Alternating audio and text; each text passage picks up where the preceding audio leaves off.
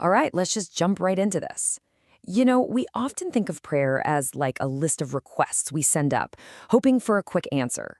But what if some prayers aren't supposed to be quick? What if they're meant to be a struggle, a real all-night fight that doesn't just change what's happening around you, but actually changes you at your core? Today, we're going to break down this incredible idea about prayer, inspired by a sermon from Reverend Isaac O'Mallaghan that sees it as a transformational battle. Wow, that's a pretty bold way to start, but it gets right to the point, doesn't it? The source material basically says that a lot of our prayers are what he calls kindergarten prayers. They're just rituals we go through that don't really have much impact. It's kind of like shouting a simple phrase at a huge, entrenched problem. The problem has just outgrown that kind of simple solution. And that makes you wonder, right?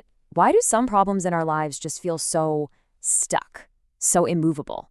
We might try a quick fix, say a brief prayer, and then we just give up when nothing happens. Well, the idea here is that we're often misdiagnosing the battle itself. We're showing up for a marathon thinking it's a 100-meter dash. And this slide just lays out the difference so clearly. On one side, you've got your ritual prayer. It's brief, it's a request, a one-off thing that, honestly, often changes very little. But on the other side, you have transformational prayer. This is something else entirely.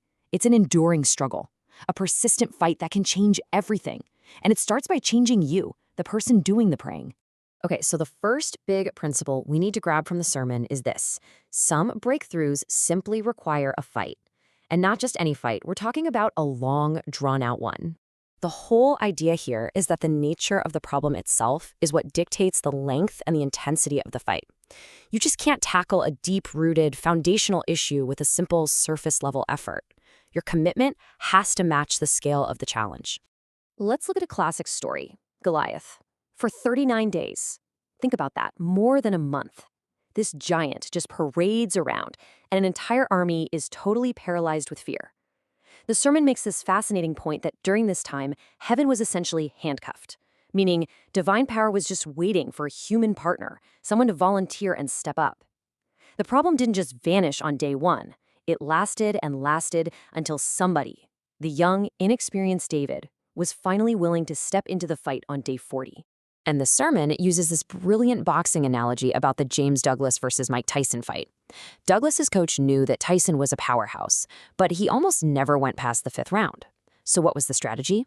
Drag him into deep water, outlast him. And that's the point. Some of life's biggest battles aren't won with a single knockout punch. They're won by having the endurance to go all the rounds when your opponent is only ready for a short fight. So, what does a fight like this actually look like in practice? Well, the central story for this whole idea is the incredible account of a man named Jacob and his all-night wrestling match with destiny. So the scene is set, and Jacob is at his absolute lowest point. Totally alone, totally vulnerable.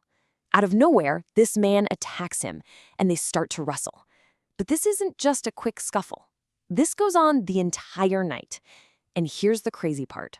Jacob holds his own. He fights this mysterious opponent to a complete standstill. And it's right there, in that moment of pure exhaustion and desperation, that the whole fight changes. This is it. This is the turning point. Jacob is clinging on for dear life as the sun comes up, and he makes a demand. He shifts this from a violent struggle for survival into a non-negotiable demand for a blessing. He realizes this isn't just some random mugging. This is an encounter with his destiny. And at that moment, everything changes. He's not just surviving anymore. He's fighting for something. And that breakthrough he was fighting for, it wasn't just about getting some kind of blessing. It was about becoming someone completely new. The fight was about to kick off a total transformation of his identity. So his opponent's next move isn't a physical one. It's a question. What is your name? And the sermon explains that this wasn't just, asking for his name. It was forcing Jacob to confront who he really was at his foundation. See, years before, when his own father asked him that exact same question, he lied. He said, I am Esau. And that lie set the course for his whole life, a life of running and labor and struggle. Now he's being asked again. He has to tell the truth. And this slide just shows the massive shift. He finally says his name, Jacob, which means supplanter or deceiver. He owns his past. And because he does that, he gets a new name, Israel. Just look at the difference here. He goes from a name that means deceiver to one that means a prince with God. He goes from being defined by his past lies to being defined by a victorious struggle. from a life of hard labor to a position of real power, from just one guy to the father of a nation.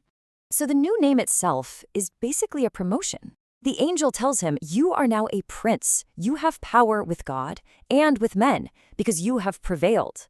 He earned this new identity in that all-night fight. The struggle didn't just win him a blessing, it won him a new self. But there's one final, really important twist to this story. Because a victory like this, a really profound one, it comes with a paradox. During the fight, the angel touches Jacob's hip and puts it out of socket. Now here's the key. The angel doesn't heal it. Jacob wins, he gets the new name, he gets the blessing, but he walks away with a permanent limp. The source material says this was a deliberate, permanent mark, a physical reminder designed to keep him humble. And that right there is the ultimate takeaway. The biggest victories we can have, they carry the risk of making us proud. So the final warning here is that the very answer to your prayer can cause you to swell up with arrogance, which could destroy the very blessing you fought so hard for. Jacob's limp was a constant physical reminder of the struggle. It made sure that he would carry his new princely status with humility, forever marked by the fight that made him who he was. So that leaves us with a really powerful question to think about. According to this teaching, prayer isn't always about asking for things to change around you.